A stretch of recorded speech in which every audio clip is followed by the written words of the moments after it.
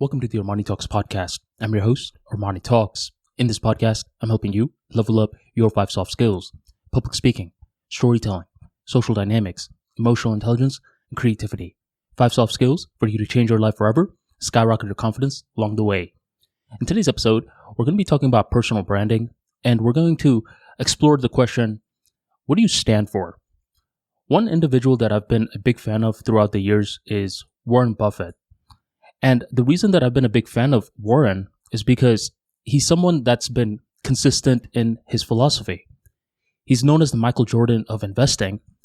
And the reason that he's been so consistent is mainly because he follows a very simple principle. It's the principle that he consistently says in different interviews. He says that he invests in businesses, not stocks. The masses are investing in stocks. They see something going high and they feel good. They see something going low and they feel bad.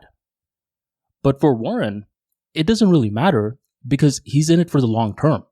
He's not going to invest with you if he does not believe that your business has a moat around it. I love this philosophy. But here's what I noticed. This is a very politically correct answer to say. If you really listen to Warren's interviews, you'll see every now and then he puts something else in there that I believe is a little bit more bold. You want to know what that is? He says that he invests in predominantly American businesses. Now, why is this bold? The reason that it's bold is because I believe that this is a narrative that keeps Warren going. I believe he feels good that he's played some role in shaping the American business landscape. And rather than just diversifying his money in all different businesses around the world, he wants to be in home base. Now, is this something that you agree with or not is besides the point.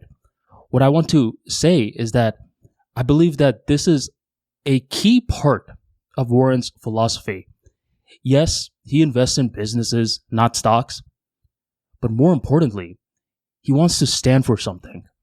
Whenever you're investing with Warren Buffett, you're predominantly going to be diversifying in American-based businesses. That narrative is what keeps him going, and that narrative is what wants him to keep getting better and sharper in making sure that he does his due diligence. The reason that this all ties into personal branding is because with personal branding, if you do not stand for anything, then you're going to be one of those people that falls for everything. I mean, not only is this a brilliant quote in determining character, it's also a brilliant quote when creating content. What is the theme of your brand? Sometimes you can have one of these answers that you give to outsiders, like, okay, my brand teaches you how to grow on YouTube. But what really is your brand? What is that one thing that other people cannot predict that is fueling you in the inside?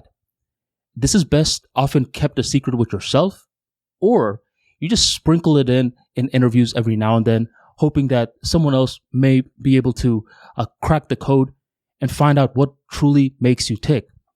But as you're building a personal brand on the internet, there's so many different options. There's so many different opportunities. Plenty of the opportunities are beautiful. It's just a matter of determining if the opportunities are congruent for you.